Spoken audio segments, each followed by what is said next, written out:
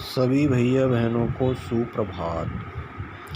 मैं गंगाराम पीजीटी हिंदी, ब्रह्मदत्त विद्या मंदिर बिलासपुर। आज हम कक्षा 10 में व्याकरण में पाठ 4 रस का अध्ययन करेंगे। तो व्याकरण में जो रस है आज हम इसका देखेंगे बारीकी से। रस काव्य की आत्मा होती है। तो रस के संबंध में देखेंगे। साहित्य में जो सामान्यतः रस का अर्थ है वह आनंद है। आचार्यों ने रस को काव्य की आत्मा कहा है। किसी काव्य को पढ़कर अथवा नाटक आदि देखकर हमारे मन में जो आनंद की लहरें उठने लगती हैं, हम मंत्रमुग्ध होकर झूमने लगते हैं। इसी अलौकिक आनंद को रस कहा गया है और इसके कारण हमारे हृदय में भाव उत्पन्न होता है। तो यही भाव और जो आनंद दिलाने वाली एक अनुभूति है, हम इसको रस कहते हैं। अगर हम दूसरे शब्दों में कहें कि विभाव, अनुभाव और संचारी भाव, यानी कि विभाव, अनुभाव, संचारी भाव और स्थायी भावों के संयोग से अभिव्यक्त रति यानी कि आनंद, वही आनंद, इसको हम रस कहते हैं। अगर हम विचार करें भरत मुनि के अनुसार, विभाव, अनुभाव, व्यभिचारी भाव, संयोगदा रस, निष्पत्ति। विभाव, अनुभाव, संचारी भाव का जो संयोग होता है और व्यभिचारी भाव, इससे रस की निष्पत्ति होती है, रस उत्पन्न होता है। तो इस प्रकार से हम रस के संबंध में समझेंगे। तो रस कितने हैं, ज़रा इनके बारे में और समझ लें। तो रस के पहले हम अंगों के बारे में समझेंगे। अभी अंगों के बारे में ही बताया गया। तो रस के जो अंग हैं, रस के 4 अंग हैं और उन चारों अंगों के बारे में अब हम विचार करते हैं। तो 4 अंग। स्थायी भाव जब विभाव, अनुभाव तथा संचारी भावों से परिपक्व होकर सहृदय देखने, सुनने या पढ़ने वाले के हृदय को तरंगित करते हैं, तब वे रस कहलाते हैं। अर्थात वही रस का भाव परिभाषा है ये। और ये 4 हैं। तो जो पहला है स्थायी भाव है। अब स्थायी भाव के बारे में समझ लें ज़रा। स्थायी भाव क्या है? जो भाव हमारे हृदय में बीज रूप में छिपे होते हैं, परंतु किसी व्यक्ति, स्थान या समय को देखकर प्रकट हो जाते हैं। अर्थात हृदय में बीज रूप छिपे रहते हैं, जब प्रकट हो जाते हैं तो वे स्थायी भाव कहलाते हैं। और स्थायी भावों में रति यानी कि प्रेम, हास यानी कि हंसना, शोक यानी दुख, क्रोध, उत्साह, भय, घृणा आदि ये सब स्थायी भाव हैं। तो ये सब स्थायी भाव हैं। इन्हीं के आधार पर रसों का नाम दिया गया है, जिन्हें हम रस कहते हैं। ऐसे रसों की संख्या वैसे तो 9 है, लेकिन हम 10 और 11 रस भी कह सकते हैं। तो ये एक सूची है, यहाँ नीचे देखेंगे हम स्थायी भाव और इधर रस हैं। कि एक रस का एक निश्चित स्थायी भाव होता है। जैसे पहला स्थायी भाव है रति। रति का स्थायी भाव क्या है हम देख रहे हैं आगे। तो श्रृंगार रस है। दूसरा है शोक, और शोक का स्थायी भाव क्या है? तो शोक का स्थायी भाव है करुण रस। उत्साह का वीर रस, घृणा का भीभत्स रस, निर्वेद का शांत रस, हास का हास्य रस, क्रोध का रौद्र रस, भय का भयानक रस, विस्मय का अद्भुत रस और वत्सल यानी वत्सल रति, वत्सल प्रेम, बाल प्रेम का वात्सल रस है इधर। दूसरा है इष्ट देव विषय की यानी ईश्वर के प्रति रति यानी ईश प्रेम, परमात्मा के प्रति प्रेम, वो भक्ति रस कहलाता है। इस प्रकार से जो पहला रस के जो 4 अंग हैं, उनमें पहला स्थायी भाव है और स्थायी भाव के आधार पर रसों का वर्गीकरण किया गया है। और ये वर्गीकरण हमने इस पाठ्यक्रम में आपके 11 रस हैं भक्ति रस तक, और इनके सबके स्थायी भाव ये निश्चित हैं। तो सभी रसों के मुख्य बात ये है कि हमें स्थायी भाव तुरंत झटके में याद होने चाहिए कि वही भाव हमारे हृदय में उत्पन्न होता है। जो रस है वही भाव, जैसे वीर रस ले लो, वीर रस का अगर कोई काव्य में विवरण है तो हमारे हृदय में उत्साह उत्पन्न होगा, उत्साह स्थायी भाव है इसका। अब हम अगला लेते हैं विभाव। तो विभाव क्या है? दूसरा अंग है विभाव। विभाव जिस व्यक्ति, वस्तु, स्थान और समय को देखकर स्थायी भाव जागृत या उद्दीप्त हो जाते हैं, उसे विभाव कहलाते हैं। यानी कि व्यक्ति, वस्तु, स्थान और समय को देखकर जो स्थायी भाव हृदय में जागृत होते हैं या उद्दीप्त होते हैं, उन्हें हम विभाव कहते हैं। और ये विभाव 2 हैं, एक तो है आलम्बन विभाव और दूसरा है, नीचे दे रखा है, आलम्बन विभाव और दूसरा है उद्दीपन विभाव। तो यहाँ देख रहे हैं आलम्बन विभाव, जिसको देखकर, जिस व्यक्ति को देखकर, जिस वस्तु को देखकर, जिस स्थान को देखकर आपके मन में जो भाव जागृत हुआ है स्थायी, तो उसे कहते हैं आलम्बन। ऐसे ही उद्दीपन विभाव, जिससे जागा हुआ भाव तीव्र हो, यानी जिसके कारण जो है जो भाव और तीव्र हो जाए, उसे हम उद्दीपन विभाव कहते हैं। तो इस प्रकार से हम इसको स्थायी भाव, यानी कि विभाव के 2 भाग हम बांट सकते हैं। जैसे उदाहरण के लिए मैं यहाँ पढ़ रहा हूँ, पायल पौनी मंजू बजे, कटकिंकिन की कटकी मधुराई। तो पायल जो है बज रही है सुंदर, और कमर में करधनी की जो धुन है वो मधुर धुन, और ये बज किसके रही है? तो किसको देखकर? एक तो यहाँ पर देख रहे हैं हम जिसके बंधी हुई हैं वो पायल, और वो तो किसके बंधी हुई हैं? वो भगवान कृष्ण के बंधी हैं या किसी व्यक्ति के बंधी हैं, तो वह व्यक्ति आलम्बन विभाव है।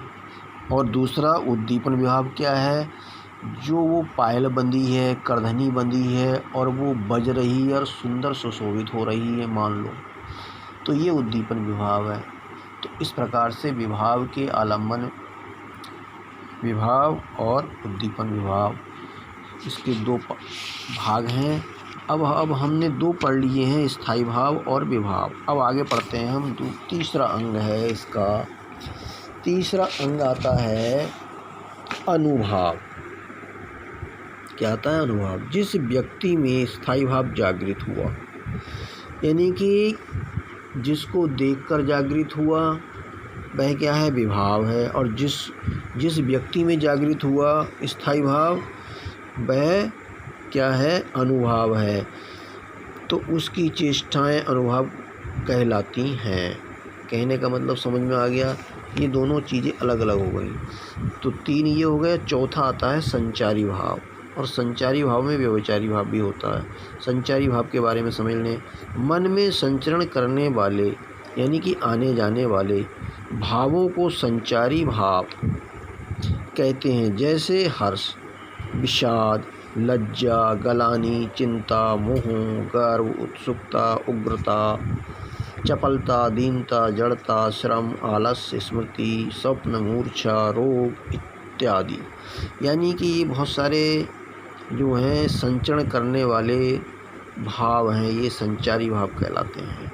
यानी कि किसी काव्य को पढ़कर कभी हर्ष होता है, खुशी होती है, कभी विषाद होता है, यानी दुख होता है, गलानी होती है, लज्जा भी होती है, मोह भी होता है, उत्सुकता भी आती है, गर्व भी होता है, तो ये आलस्य भी आता है।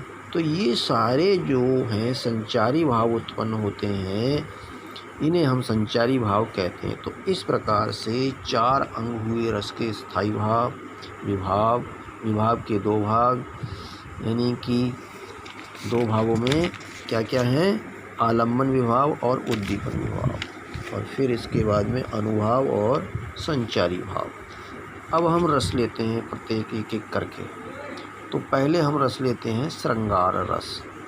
तो श्रृंगार रस को देखते हैं। श्रृंगार रस का आधार क्या है? स्त्री पुरुष का सहज आकर्षण है, अर्थात जहाँ पर नायक और नायिका काव्य के अंतर्गत, काव्य में अगर हम पढ़ रहे हैं तो नायक और नायिका में प्रेम या आकर्षण का जहाँ भाव दिखाई देता है वहाँ पर श्रृंगार रस होता है। और श्रृंगार रस के दो भाग हैं, एक तो संयोग श्रृंगार रस है और दूसरा क्या है, वियोग श्रृंगार रस है। यानी कि नायक नायिका में जो है आकर्षण प्रेम दिखाई देता है काव्य के अंतर्गत, तो वहाँ संयोग है, लेकिन वो एक दूसरे के विरह में व्याकुल हैं यदि, तो वहाँ वियोग श्रृंगार रस है। वियोग श्रृंगार रस को विप्रलम्भ श्रृंगार रस भी कहते हैं। लेकिन अब हम पहले संयोग की बात करते हैं। संयोग श्रृंगार रस नायक नायिका में जहाँ प्रेम रति आकर्षण का भाव दिखाई दे काव्य के अंतर्गत, तो वहाँ संयोग हुआ। स्थायी भाव इसका रति है, यानी कि नायक नायिका का जो प्रेम। विभाव क्या है? विभाव के दो हैं, आलम्बन विभाव, यानी कि जो नायक नायिका हैं वो विभाव कहलाएंगे। उद्दीपन विभाव क्या है? उस समय की जो चेष्टाएं हैं, घटनाएं, जैसे बादल की घटाएं, कोयल का बोलना, बसंत ऋतु आदि। अब आते हैं अनुभाव में। अनुभाव में प्रियजन की स्मृति में शरीर में रोमांचित होने वाले, यानी भाग भंगिमा, आँखों की रचना, मुखाकृति, ये सब जो है, और उससे होने वाली जो हैं स्थितियाँ, जैसे आंसुओं का गिरना, तो ये सब अनुभाव कहलाएगा। संचारी भाव क्या है? निराशा, आशा, आवेग, दीनता, जड़, मोह, गर्व आदि अनेक संचारी भाव इस समय इससे उत्पन्न होते हैं। अब यहाँ पर आलम्बन में एक आश्रय होता है और एक उद्दीपन है। तो यहाँ आलम्बन में ये चीज़ बताई नहीं गई है यहाँ इस बुक के अंदर। तो आश्रय क्या है? इसमें जिसको देख करके भाव जागृत होता है वही आलम्बन होता है, अर्थात विभाव को ही कहा गया है। अब हम नीचे आते हैं, हम एक उदाहरण ले लेते हैं। उदाहरण देखिए इसमें संयोग। बतरस लालच लाल की मुरली धरी लुकाए, सौ करे भुवन हंसे दीन कहे नट जाए। तो इसका मतलब ये है कि बतरस लालच लाल की, इनके किसके लिए लाल किसके लिए कहा गया? भगवान श्री कृष्ण के लिए कहा गया। मुरली धरी लुकाए, यानी गोपियों ने उनकी मुरली को, यानी बांसुरी को छुपा के रख दिया। और जब वो पूछते हैं, सौ कहें, यानी कसम खाती हैं, भुवन हंसें, और आंखों आंखों में हंसती हैं, और जब देने को कहते हैं कृष्ण जी की दे दो हमारी बांसुरी, तो नटीजाएँ कहते नहीं है, हमने नहीं ली है। तो यहाँ पर श्रृंगार रस है, और श्रृंगार रस में कृष्ण जो हैं यहाँ पर क्या है? आलम्बन है, आलम्बन विभाव, यानी और जो दूसरी गोपियाँ, और तो ये विभाव कहलाया। और उद्दीपन क्या है इसमें? उद्दीपन क्या है इसमें जो है भौं में आँखों में हंसना और कसम खाना, और जो है एक प्रकार से मना करना, बांसुरी हमारे पास नहीं है, ये सब क्या है? ये उद्दीपन है। अनुभाव क्या है? उनसे होने वाली जो है शारीरिक जो है रोमांच, ये सब क्या है? अनुभाव है। संचारी भाव क्या है? कि उनके बीच में जो है आत्मविश्वास जाग रहा है, मोह है, प्रेम है, गर्व है, ये सब क्या है? एक प्रकार से उसका संचारी भाव। और स्थायी भाव क्या है? गोपियाँ हैं उधर कृष्ण हैं, उनके बीच में आकर्षण, प्रेम, उसको कहा गया रति, और वही स्थायी भाव है। तो इस प्रकार से हमने एक उदाहरण लिया, और भी बहुत सारे उदाहरण हैं। कहत नटत रीझत खिजत मिलत खिल लजियात, भरे भवन में करत हैं नैन नहीं सब बात। यहाँ पर भी नायक नायिका का ही वर्णन है। फिर आता है वियोग। अब वियोग में हम यहाँ आ जाते हैं।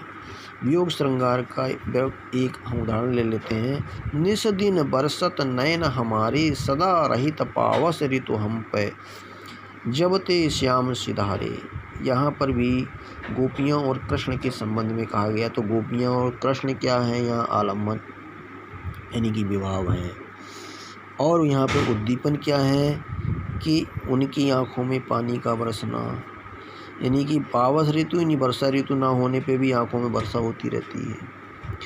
अनुभाव उनके जो चेष्टाएं हैं, और संचारी भाव उनके अंदर जो है एक प्रकार से उद्वेग है, आवेग है, मोह है कृष्ण के प्रति। तो इस प्रकार से एक इसका हमने वियोग का उदाहरण ले लिया। वियोग का मतलब क्या है, नायक नायिका काव्य के अंतर्गत किसी कविता को पढ़ते हैं हम, तो उसके अंतर्गत क्या है, नायक नायिकाओं में विरह वेदना दिखाई देती है, एक दूसरे के विरह में तड़प जाए। अब यहाँ क्या है कि निस्दिन बरसत नयन हमारे, कृष्ण जी वहाँ हैं नहीं, गोपियाँ उनके विरह में विरह वेदना को सहन कर रही हैं। तो उनकी आँखों में, उनके विरह में, उनके जो है बिछुड़ने के कारण उनकी आँखों में आंसू बहते हैं।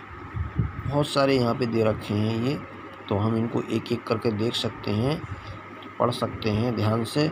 ये सब सारे के सारे जो हैं वियोग श्रृंगार रस के हैं। तो इस प्रकार से हमने श्रृंगार रस का अभी अध्ययन किया। दूसरा रस आता है हमारा वीर रस। वीर रस में देखेंगे कि विभावों, अनुभावों एवं संचारी भावों से पुष्ट होकर उत्साह नाम का जो स्थायी भाव है वो जागृत होता है, उसकी रस्म की निष्पत्ति करता है। अर्थात काव्य को पढ़ करके अनुभाव, विभाव, संचारी भाव से युक्त होकर के उत्साह नाम का एक स्थायी भाव जागृत हो जाता है, हमारे हृदय में उत्साह उत्पन्न होता है, और इसी को हम वीर रस कहते हैं। वीर रस में जो है स्थायी भाव होता है वो युद्ध के लिए दान, दया, बलिदान इत्यादि विषयों पर संबंधित है। विभाव वही है आलम्बन विभाव और उद्दीपन, यानी कि जिस व्यक्ति या उसके कार्य को देखकर उत्साह पैदा होता है वह आलम्बन हो गया। उद्दीपन वीरता, ललकार का या उस तरह का कोई कार्य करता हुआ। अनुभाव उस व्यक्ति के द्वारा प्रतिज्ञा करना, हाथ चलाना, उत्साह, ये सब कुछ हो गया। संचारी भाव उग्रता, गर्व, आवेश और उत्साह, धैर्य, ये हर्ष जो भी है ये सब। अब इसमें एक उदाहरण है, देखो इसे पढ़ते हैं। चढ़त तुरंग चतुरंग सजी से विराज, चढ़त प्रताप दिन दिन अति जग में, भूषण चढ़त मरहट्टन के चित्त चाप, खड्ग खुली चढ़त है आर्यन के अंग में, हौसला के हाथ गड़े कोट है, चढ़त आरी जोट दवे, चढ़त एक मेरु गिर श्रृंग में, तुरकाना मन व्योमयान है, चढ़त बिन मन है, चढ़त बदरंग अब रंग में।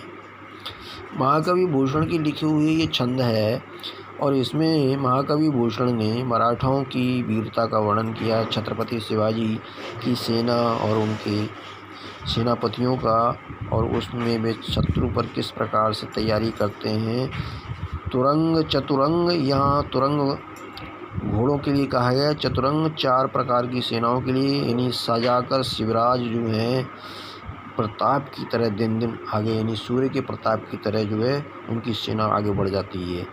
तो यहाँ पर उत्साह की उत्पत्ति हुई है और इसलिए यहाँ पर वीर रस है। अगले हम उदाहरण और भी देख रहे हैं इसके वीर रस के, नीचे लिखे हैं ये 2-3 उदाहरण हैं। वीर तुम बड़े चलो, धीर तुम बड़े चलो, सामने पहाड़ हो कि सिंह की दहाड़ हो, तुम कभी रुको नहीं, तुम कभी झुको नहीं, आ रही हिमालय से पार, है उदित गरजता बार बार, प्राची पश्चिम भू नव अपार, सब पूछ रहे हैं दिग दिगंत, वीरों का कैसा हो बसंत। अर्थात इस प्रकार से चमक उठी सन 57 में वह तलवार पुरानी थी, बुंदेले हरबोलों के मुँह हमने सुनी कहानी थी। तो इस प्रकार से खूब लड़ी मर्दानी, वह तो झांसी वाली रानी थी। एक उदाहरण ये भी है। तो ये सारे उत्साह उत्पन्न करने वाले हैं। चढ़चेतक पर तलवार उठा भूतल करता था पानी को, राणा प्रताप सिर काट काट करता था सफल जवानी को। तो इस प्रकार से कई उदाहरण हो सकते हैं। तो आगे हम इस वीर रस के बारे में समझ में आया होगा। वीर रस के बाद में आगे पढ़ते हैं हम फिर। अगला रस है वात्सल्य रस। तो वात्सल्य रस के बारे में आगे पढ़ेंगे हम। वात्सल्य छोटे बालक बालिकाओं की मधुर चेष्टा, बोली और माता पिता पड़ोसी आदि यानी और कोई भी व्यक्ति हो सकता है, उनके प्रति जो स्नेह है, प्रेम है, स्नेह प्रेम, इसे को हम वात्सल्य कहते हैं। अर्थात किसी काव्य में हम काव्य पढ़ते हैं और उसमें बालकों के प्रति जो चेष्टाएं हमें ऐसे एक अभिभावक के रूप में, एक बड़े होने के नाते उनके संरक्षण के रूप में उनके प्रति जो प्रेम, स्नेह की भावनाएं जो हमारे अंदर आती हैं, तो उस प्रेम को, उस स्थिति को हम जो है वात्सल्य रस कहते हैं। क्योंकि वहाँ पर वत्सल स्थायी भाव जागृत हुआ है। अब उदाहरण देखेंगे। यहाँ पे नीचे आता है, किलकत काना गुटुवन आवत, मणिमय कनक नंद के आंगन, बिंब पकड़ बै धावत। दूसरा देखें, जसोदा हरि पालने झुलावे, हलरावे दुलरावे मलरावे, जोई सोई कुछ गावे। कहने का मतलब यहाँ पर किलकत काना घुटुवन आवत, भगवान कृष्ण जो हैं छोटे बच्चे हैं और दांत दिखाते, किलकत यानी दांत दिखाते हुए काना कृष्ण जो हैं घुटने चल रहे हैं। मणिमय यानी कि मणियों की तरह उनका जो है सोना, कंचन कहते हैं सोने को, कि जो है नंद का आंगन जो है मणियों और कंचन से फर्श जो है बिछा हुआ है और उसमें अपना प्रतिबिंब देख करके वो पकड़ने के लिए दौड़ते हैं। तो इस स्थिति को देख करके उनके प्रति बाल रति उत्पन्न होती है, अर्थात बच्चे के प्रति प्रेम उत्पन्न होता है। हम इसी को हम वात्सल्य रस कहते हैं। तो वात्सल्य रस की उत्पत्ति हुई यहाँ पर। अगला हम रस पढ़ते हैं। अब इसमें बहुत सारे उदाहरण हैं, आप देख रहे हैं, ये बहुत सारे उदाहरणों को समझ में आ जाएगा आपके। इसके बाद में अगला रस आता है भक्ति रस। भक्ति रस काव्य में, कहीं किसी काव्य में हम पढ़ते हैं और ईश्वर के प्रति हमारे भावना जो है, हमारे अंदर जो है प्रेम पैदा होता है ईश्वर के प्रति। तो ऐसी स्थिति में स्थायी भाव जो है ईश्वर भक्ति, ईश्वर रति के रूप में उत्पन्न होता है और इसी को हम जो है भक्ति रस कहते हैं। यहाँ पे इसकी परिभाषा दूसरे ढंग से लिखी है। जब भक्त के मन में ईश्वर के प्रति भक्ति भाव पैदा होता है तब उसे हम भक्ति रस कहते हैं। इष्ट देव विषयक रति यानी कि ईश्वर के प्रति जो रति यानी प्रेम है उसे उसका स्थायी भाव है। जैसे मीरा का एक पद है, मेरे तो गिरधर गोपाल दूसरो न कोई, जाके शेर मोर मुकुट मेरो पति सोई, साधु संग बैठे बैठे लोक लाज खोई। अब तो बात बेल फैल गई है, गलत लिखा है, अब तो बेल फैल गई, जानत है सब कोई, आंसुअन जल सींच सींच प्रेम बेल बोई बोई। तो इस प्रकार से यहाँ मीरा भगवान कृष्ण के प्रति ईश्वर रति कर रही हैं, ईश्वर प्रेम करती हैं और इसलिए उन्होंने यहाँ पे कहा है कि गिरधर गोपाल के अलावा मेरा कोई नहीं है, उनके सिर पर मोर का मुकुट है, वही मेरे पति हैं, मेरे स्वामी हैं। मैंने साधुओं के साथ बैठ बैठ कर लोक लज्जा को सबको त्याग दिया है और प्रेम रूपी बेल बोई है। अर्थात इस प्रकार का जो भाव आया है यहाँ पे, इसलिए यहाँ भक्ति रस है। आगे हम और भी उदाहरण देख लें यहाँ पे। राम जपू राम जपू राम जपू बाबरे, घोर रव नीर निधि नाम निज नावरे, गिरधारी लाला तुम्हारे चाकर राखो जी, चाकर राख्यो बाग लगाए सो, नित उठ दर्शन पासु। वृंदावन रे कुंज गलिन में गोविंद लीला गास्यो। तो इस प्रकार से कई ये सभी के सब जो है भक्ति रस के जो हैं उदाहरण हैं। आगे हम बढ़ते हैं, इसमें 5वां रस पढ़ते हैं, रौद्र रस। तो रौद्र रस के बारे में ज़रा समझ लें। रौद्र रस क्या है? क्रोध के कारण उत्पन्न इंद्रियों की प्रबलता को रौद्र कहते हैं। किसी विरोधी, अपकारी, भ्रष्ट आदि के कार्य या चेष्टाएं असाधारण अपराध, अपमान या अहंकार, अवहेलना आदि से उसके प्रतिशोध में जिस क्रोध का संचार होता है वही रौद्र रस के रूप में व्यक्त होता है। स्थायी भाव क्रोध है। आलम्बन, विवाह, हानि करने वाला व्यक्ति और उद्दीपन उसकी चेष्टाएं हैं। दुष्टता है, उद्दंडता है आदि होते हैं। आगे अनुभाव, आंखें लाल हो जाना, हाथ पैर पटकना, भरे बुरे शब्द बोलना और मारने को दौड़ना आदि ये सब संचारी भाव। अब संचारी भाव देखें क्या है? आवेग, श्रम, उग्रता और ये सब संचारी भाव है। अब हम देखते हैं इसका उदाहरण। उस काल मारे क्रोध के तन कांपने उसका लगा, मानो हवा के जोर से सोता हुआ सागर जगा। मुख बाल रवि सम लाल होकर ज्वाल सा बोधित हुआ, प्रलयार्थ जिसके मिस वहाँ क्या काल ही क्रोधित हुआ।